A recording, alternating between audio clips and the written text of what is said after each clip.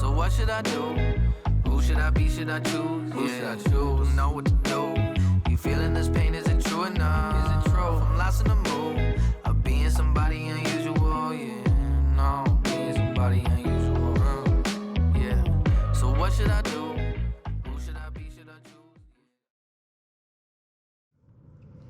Hi, and welcome to Sask Music's Indigenous History Month interview series. My name is LJ Tyson, and I'm joined today by Dawson. Dawson, how's it going? Good. How are you? Very good. So you're residing here in Saskatoon? Yeah, I'm currently in Saskatoon. I'm originally from Regina, Saskatchewan. I'm born and raised, but I've made the transition into Saskatoon, and I honestly kind of enjoy it a little bit more. So.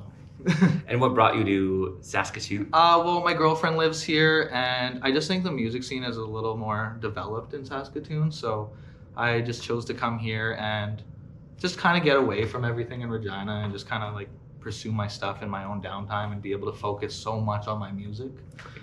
So yeah, that was a big part in me making the decision to transition to Saskatoon. Right. And we see that a lot in Saskatchewan where people are moving different places for their music. And you, of course, being part of the hip hop scene, Yeah, for sure. Would you say there's more of a hip hop scene in Saskatoon than Regina, or is it pretty similar? I think everyone's just trying to scratch the surface right now. I mean, there is a couple people that have kind of made, their own lane in terms of the hip hop scene in Saskatchewan. I know there's the one guy, Pimpton, who has, had some success creating music and being from Saskatchewan. And I know there's a few others too. But I think we're in a position right now where a lot of musicians, hip hop musicians in Saskatchewan, are just trying to scratch that surface. And it's tough. It's tough being from Saskatchewan and trying to make hip hop music, right? Because there's not a huge audience to reach, right? We live in a province with, I don't know, maybe just over 1 million people, right? And so when you're trying to branch out, and what I've learned through making music for so many years is that you really have to reach out to these other communities, places like British Columbia, Ontario, where the media scene is a little more diverse and progressed. So I know social media probably is a huge help in Yeah, for promoting sure. your music, since there is such a small pool of, like you said, Saskatchewan, there's Yeah. less than 1 million people. Mhm. So do you have to use social media a lot to reach out to new Yeah, audiences? and it was hard for me beginning because it was always getting over that hump of I need to just get over this hump and just focus and pursue what I really want, right? I can't be worried about what other people think. And so that took a long time, but I think once I felt that I had the quality of music I needed to get out there and put myself out there, it came like a lot easier for me. It went a lot smoother, and I was able to just be like, okay, I need to start posting more frequently and just create that traffic, right? And since I've done that, I've definitely seen a sign and a change in my my streams, my engagement. And it's cool because when you're on social media, right, it's the entire world, right? So you have that outlet to reach so much people. And when I'm able to get praise from the United States or even in Europe, it's great. It's great. And for viewers out there that are new to your music, or maybe they haven't heard you yet, what would you describe your sound as? Well, first and foremost, I started writing raps when I was like maybe 12 years old, right? And some of my influences were, some of the legends like Biggie, Eminem, 50 Cent, and then now Kendrick Lamar, J. Cole, even Mac Miller. But I don't know. I think I haven't really found my exact sound yet. I know that I am able to create different sounding types of rap music and then even kind of branch away from rap. But I'm just here for the ride, right? I want to be able to just, let that materialize itself, and I don't want to push anything. I just want it to come into fruition, just, naturally.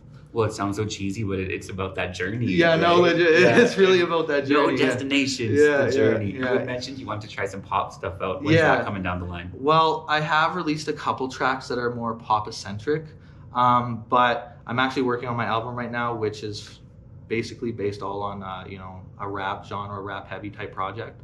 But after that, I do have a lot of projects upcoming, and one of them is an EP that's pop-based, which I'm really excited to do because I like switching things up and being different. I listen to all genres of music. Like, I did grow up listening to rap, but I also grew up listening to country and other genres. So I try and branch out, and I take things from different genres and try and infuse them in rap too, because I think that's a big part of rap, is just being unique and having that originality to yourself. That's how you get a lot of fans, get a lot of streams, get a lot of engagement.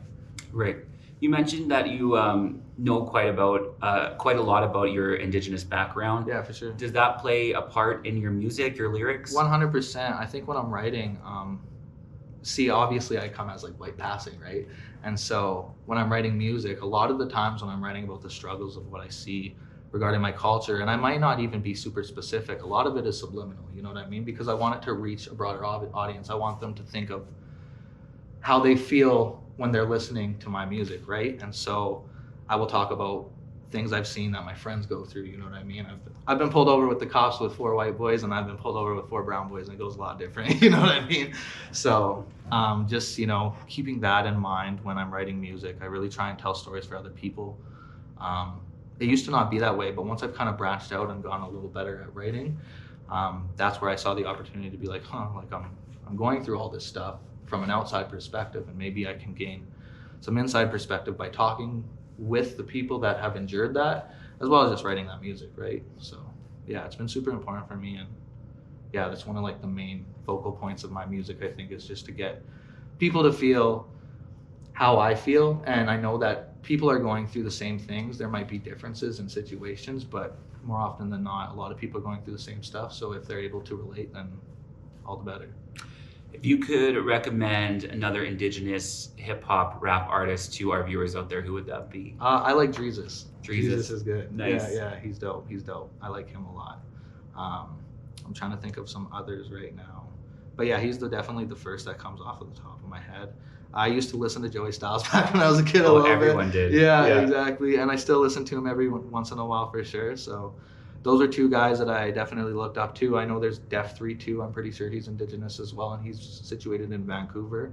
I've kind of tried to, just take a little bit of influence from everyone that I listen to, and I'm trying to create my own self, right, as I'm listening to all these other artists. What's the 5-year plan? Where would you like to see yourself musically in 5 years? 5 years, hopefully on top of the world, to be honest. That's obviously the goal. I mean, I don't know. I think when you like really want something so bad, you'll do anything you can to really achieve that, right? And I'm at the point now where I have nothing to lose, right? I know people try and tell me that I'm young, but I know I'm 24 and there's that window, right? And so I know that if I don't pursue this now and give it all, then I won't be able to reach where I want to be, right? And so, yeah, that's a big thing. It plays a lot into like my everyday life and what I do and how my process of recording, you know. I'm constantly just working. I mean, if there goes a day or 2 or even 3 where I don't write anything down or I'm not working on any beats or anything, I'm just like, what am I doing with my life? You know what I mean? So it's, the procrastination thing, battling that constantly. So I guess in 5 years, I'm hopefully well recognized among Canada and North America, and hopefully even the world, to be honest, because I feel like really the sky's the limit if you put your mind to it, right? So where can people find you on social media? On Instagram, Dawson Official. You can find me on Facebook, Dawson Official. You can follow me on Apple Music, SoundCloud, Spotify. I'm on all major streaming platforms. DAUSSEN. I know my name's a little unique, so I thought I'd spell it out for you guys. But you can really find me anywhere. I'm on YouTube too, and I have a lot of music coming out. I've released a lot of music in the past year and a half. And I also have a show on the 24th in Regina at The Cure, and it'll be my first live performance in a few years, so I'm really excited for that. And we have a lot of other local artists that are coming out, and it'll be a great time. So hopefully if anybody can make it out, Go check this dude out. Check out his music. Such a cool dude. Thank you so much for taking the time to do this. Yeah, thank you.